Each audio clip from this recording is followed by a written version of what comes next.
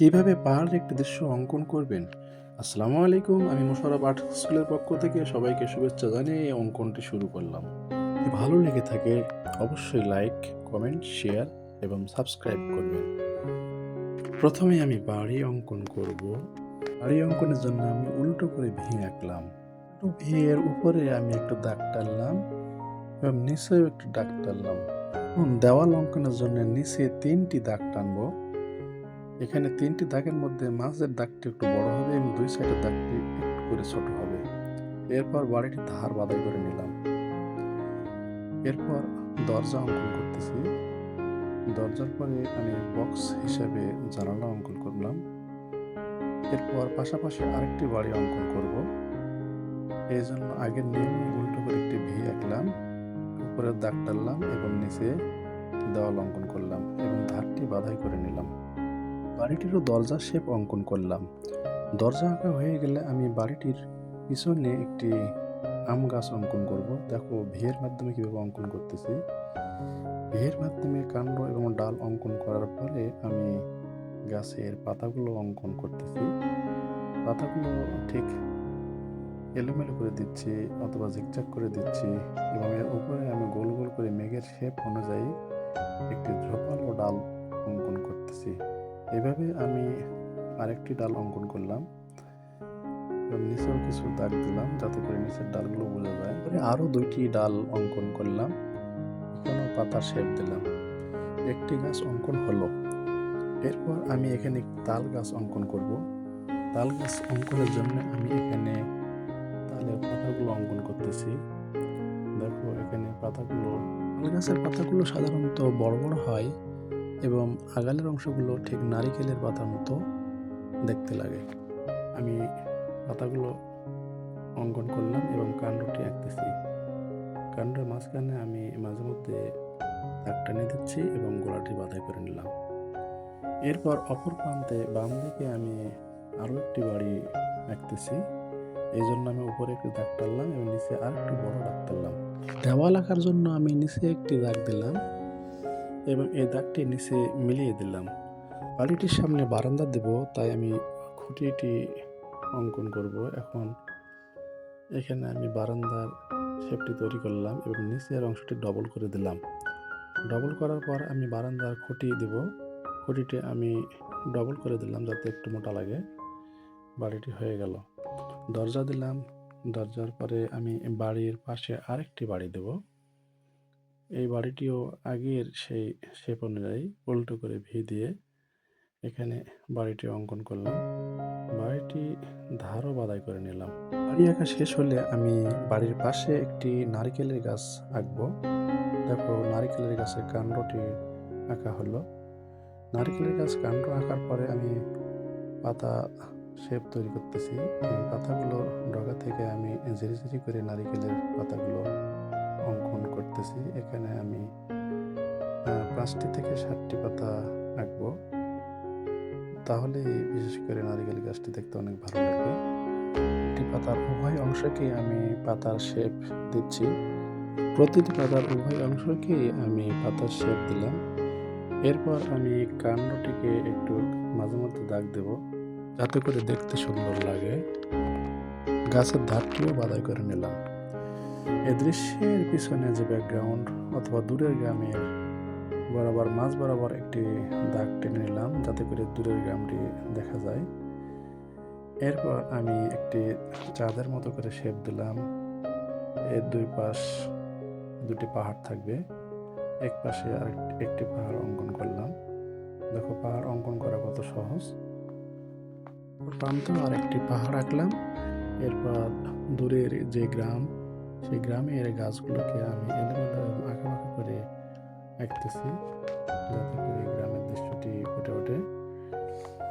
এরপর আমি ডান দিকে যে বাড়িগুলো ছিল এই বাড়িগুলোর একটা সীমানা দিলাম, এটিকে ডবল কেটে দিলাম এবং বাম দিকের যে বাড়িগুলো ছিল সেখানেও আমি একটি সীমানা দিলাম। এই সীমানাটি ঠিক নদীর পাড় বলেই বিবেচিত হবে। এখানে আমি আঁকাবাঁকা করে দিলাম এবং পাড়টিকে একটু ডবল করে দিলাম। নৌকা অঙ্কন করব। এই নৌকা অঙ্কনের জন্য আমি চাঁদের মতো করে ২টি শেপে চাঁদ অঙ্কন করলাম এবং উপরে নৌকার চালা দেব।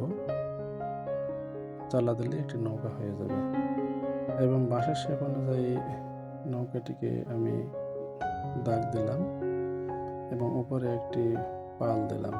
যদিও পালতোলা নৌকা এখন প্রচলিত নেই, সব ইঞ্জিন চালিত হয়ে গেছে, তাই পালতোলা নৌকা এখন দৃশ্যের মধ্যে সীমাবদ্ধ। আমি এরপরে দরজাটিকে ঠিক কালো করে দিলাম। কালো করে দেওয়ার পরে আমি সূর্যের শেপটি অঙ্কন করতেছি। দেখো, গোল করে একটি করে লম্বা এবং দুইটি করে ছোট ছোট দাগ দিচ্ছি। কোথাও দুইটি অথবা কোথাও তিনটি। সূর্যটি আমার অঙ্কন হয়ে গেল। তো আঁকা শেষে আমি অপর বাড়িটির দরজাকে কালো করে দেব। এই বাড়ির দরজাটি কালো করে দিচ্ছি। এটি দেওয়ার পরে আমি ডান পাশের বাড়িগুলোর দরজাকেও আমি কালো করে দিচ্ছি, যাতে করে দূর থেকে অন্ধকার মনে হয়। এখানে আমি বাড়িটির দরজা কালো করে দিলাম এবং জানলাটিকেও ঠিক অনুরূপভাবে কালো করে দিলাম।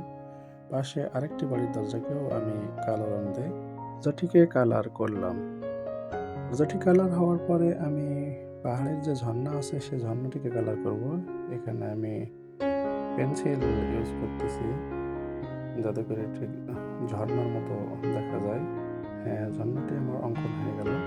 ঝর্ণাটি আঁকা শেষ হলো। ঝর্ণাটি আঁকা শেষ হলে আমি সূর্যটিকে কালার করব। এখানে আমি ব্রাশ পেন ইউজ করছি। সূর্যটিকে ঠিক লাল করে দিচ্ছি। লাল সূর্য আমাকে খুব দেখতে ভালো লাগে, তাই লাল করে দিলাম। লাল হওয়ার পরে আমি নৌকাটির চালাকে লাল করে দিলাম এবং এর পালকেও লাল করে দিলাম। নৌকার পালকে লাল করার পরে আমি গাছগুলোর নিচের অংশটিকে নীল রং দিচ্ছি। প্রথমে তাল গাছকে দিলাম, এরপরে আমি আম গাছের নিচের অংশকে নীল করে দিলাম। এরপর আমি নারকেল গাছের নিচের অংশকেও ঠিক অনুরূপভাবে নীল করে দিচ্ছি, যাতে করে কালারটি একটু ফুটে ওঠে। নারকেল গাছের নিচের অংশ দেওয়ার পরে আমি দূরগ্রামের যে গাছগুলো দেখা যাচ্ছিল তার নিচের অংশকে এই নীল কালার করে দিচ্ছি। দূরগ্রামের গাছের অংশগুলো দেওয়া হলো নীল কালার। এরপরে আমি অন্য একটি কালার দিচ্ছি, সেটা হলো সবুজ কালার। সবুজ কালারগুলোর মাঝের অংশকে আমি সবুজ করে দিচ্ছি। দেখো, নিচে দিলাম নীল, মাঝে দিলাম সবুজ। এর পরের অংশটিকে আমি টিয়া কালার দেব। টিয়া কালার দিচ্ছি। টিয়া কালার আম গাছে উপরের অংশটিকে দিলাম। দেওয়ার পরে আমি তাল গাছের অংশটিকেও দেব এবং তাল গাছটি হয়ে গেলে এখন নারকেল গাছের উপর অংশটিকেও দিলাম। ঝর্ণাটিকেও হালকা আকাশি কালার দিয়ে কালার করতেছি। ঝর্ণাটি আঁকা শেষ হলে আমি বাড়ির চালাগুলোকে কালার করার জন্য আমি ডিফারেন্ট রং ব্যবহার করব। এখানে চালার নিচের অংশে আমি ঠিক ব্রাউন কালার দিচ্ছি। দেখো, এখানে 1 নম্বর বাড়ি, 2 নম্বর বাড়ি, 3 নম্বর বাড়ি নিচে ব্রাউন কালার দেওয়া হলো। ব্রাউন কালার দেওয়া হলে আমি অন্য একটি কালার দেবো। এখানে গোলাপি রং দিয়ে আমি উপরের অংশটি কালার করব। এভাবে চালাটি কালার করার পরে আমি পরের বাড়িটিও চালাটি কালার করতেছি। এই বাড়িটি কালার হয়ে গেলে আমি বাম সাইডে যে 2টা বাড়ি আছে সেই বাড়িটিও, বাম পাশের বাড়িগুলো ঠিক একই রকম করে আমি নিচে ব্রাউন কালার দিয়েছি এবং উপরে গোলাপি কালার দিয়ে কালার করতেছি। এরপরে আমি বাড়ির চালাগুলোকে সাধারণত হাইলাইট করার জন্য গাঢ় রং দেওয়া হয়, যাতে করে উজ্জ্বল লাগে। এখন আমি 2টি পাহাড়কে হালকা করে কালার করব। এখানে আমি কালার করার জন্য নীল কালারটি বেছে নিয়েছি। এই নীল কালারের মাধ্যমে 2টি পাহাড়কে কালার দিচ্ছি, যাতে করে গাঢ় না হালকা করে এখানে দিলাম, যাতে করে আর্টবোর্ডের সাদা থেকে একটু ডিফারেন্ট হয়। এরপর আমি গাছের কাণ্ডগুলোকে কালার দিয়ে কালার করব। আমি প্রথমে নারকেল গাছটির কাণ্ডকে কালার করলাম, এরপর আম গাছ, পরে তাল গাছ। এরপর বাড়ির যে ধার ছিল সেই ধারগুলোকে আমি হালকা করে কালার দিলাম। এই ব্রাউন কালার দেওয়ার পরে ধারের যে উপরের অংশ সেটিকে আমি গোলাপি কালার দিলাম, যাতে করে দুইটি ডান পাশের ধার কালার হলে আমি বাম পাশেও ব্রাউনের উপর হালকা গোলাপি দিচ্ছি। এখানে কালার দেওয়া হলে আমি গাছের যে কাণ্ডর নিচে সেখানেও দিলাম। গাছের কাণ্ড কালার করা শেষ হলে আমি নদীর পাড়ে যে ডবল অংশ ছিল সেই ডবলটিকে আমি কালার দিলাম। এরপরে বামের বাড়ির বারান্দা ছিল সেই বারান্দা রেখে হলুদ অংশ করে হালকা করে দিলাম। এই হলুদ অংশ কালারটিকে আমি বিভিন্ন জায়গায় হলুদ কালারটি দিচ্ছি। হলুদ কালার দৃশ্যটিকে অনেক গুণে ফুটিয়ে তোলে। হলুদ কালার আমার একটি ফেভারিট কালার। এখানে হলুদ কালার দেওয়ার পরে আমি যে পাহাড় আছে সেই পাহাড়টিকেও মাঝে মধ্যে হলুদ কালার দিচ্ছি। দেখো, নীলের উপরে হলুদ দিলে অনেকাংশে সুন্দর লাগে। আমি বাম দিকের যে পাহাড়টি ছিল সেই পাহাড়টিকে হলুদ কালারের সংমিশ্রণ দিলাম এবং ডান দিকের যে পাহাড় ছিল সেই পাহাড়টিকেও আমি ঠিক হলুদ কালার দিলাম। আমার একটি ফেভারিট কালার। পাহাড় কালার করা শেষ হলো। পাহাড় কালার করা শেষ হওয়ার পরে আমি যে নদী আছে এই নদীটিকে নীল এবং আকাশি দিয়ে ফুটিয়ে তুলব। প্রথমে নীল কালার দিলাম ধারগুলোতে, গাঢ় নীল। এরপরে আমি হালকা নীল দিয়ে পানিগুলো নীল কালার ও আকাশি কালারের সংমিশ্রণে আমি নদীটি কালার করলাম। এরপর আমি দুটি পাহাড়টিকে কালার করব। পাহাড়টিকে কালার করার জন্য আমি প্রথমে সবুজ কালার নিয়েছিলাম। সবুজ কালারের পরে আমি হলুদ কালার দিলাম। এরপর বাড়ির আশপাশে যে অংশগুলো ছিল সেগুলোকে ঠিক সবুজ ঘাসের ন্যায় সবুজ কালার করতেছি, হালকা করে সবুজ করে দিলাম। এবং বাম পাশে যে গ্রামটি ছিল এই গ্রামটিকেও আমি হালকা করে সবুজ করে দিচ্ছি, যাতে করে সবুজ একটি মাঠ মনে হয়। সবুজের মাঝে মাঝে আমি এটিকে হলুদও দিচ্ছি। হলুদ দিলে দৃশ্যটি খুব শীঘ্রই ফুটে ওঠে।